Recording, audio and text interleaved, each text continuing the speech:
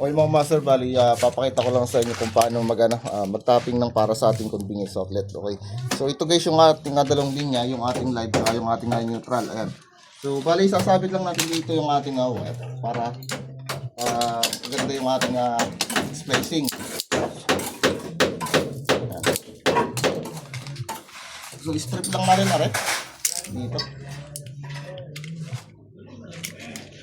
So huwag yung itutusok sa dulo ng ating convenience outlet para once na nagka-problema, so hindi madadama yung kasunod na convenience outlet natin. So ito yung proper spacing natin pagdating sa ating convenience outlet.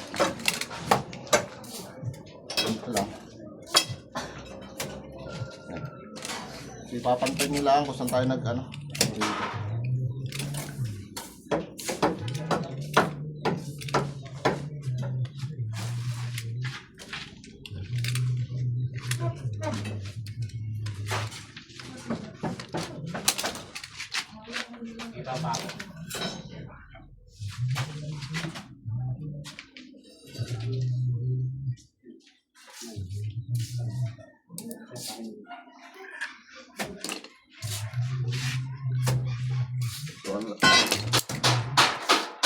Strip lang natin siya ng ganito kahaba. Then so nasabit mo siya rito.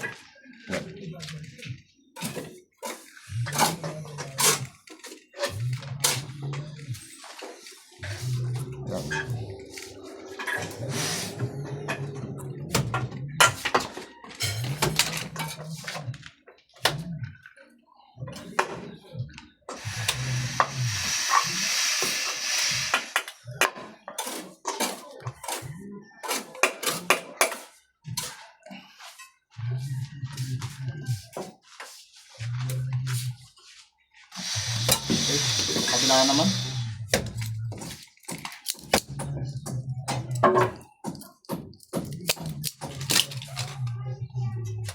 Nasabit lang natin siya kung gagawin dito.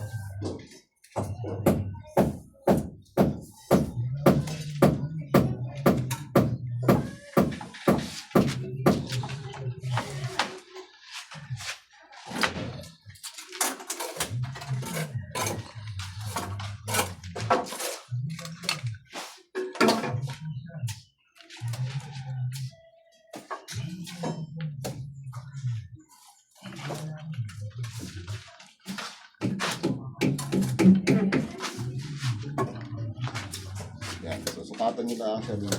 Okay.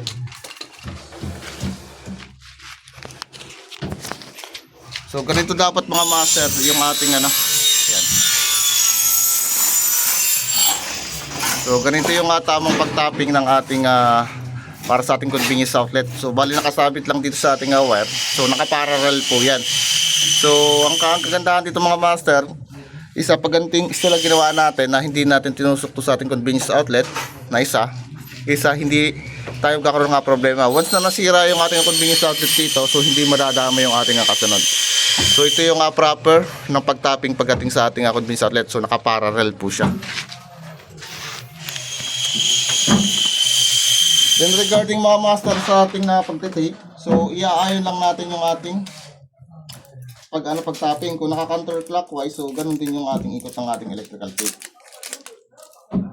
Ayan. So yung brand ang ginamit natin dito, so 3M yung ating electrical tape, so isa sa pinakaganda. Okay, so ang taping natin ito, so yung ating tapping isa iaayon lang natin. Ayan. Basta natin inikot yung ating bar. Ganito lang.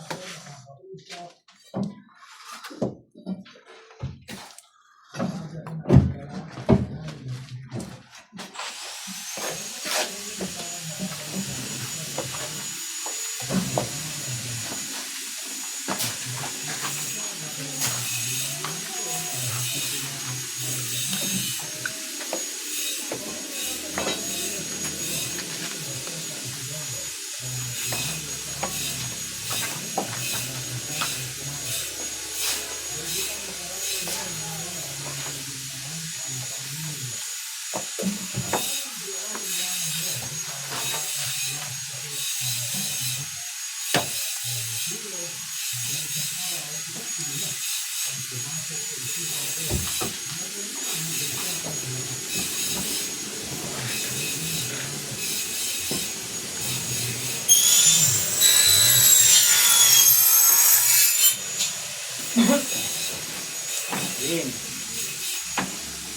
Ayun mo muna yung gagawa. So ayos na yan. Bali mga 3 pasada lang. So tapos na. Okay, so ganito lang mga master. So pasok mo nga rin sa loob dito. Then, yung dulo natin mga master, so titipan natin siya. So wag lang siyang pagpapantayin kahit yanin natin siya, lagyan natin siyang kuryente so hindi siya mag-short. Okay. So tipan lang natin sa dulo. Okay, okay na rin.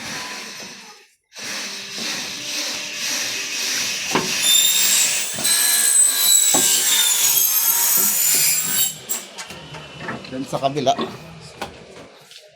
So ulit yung kabila natin.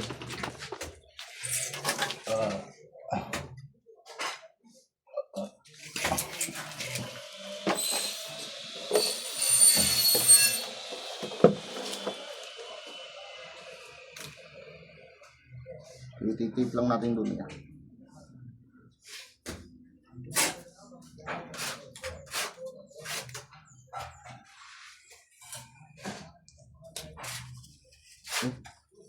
So, pasok mo na siya rito. So, okay, so next tayo, proceed tayo sa iba pang gawain.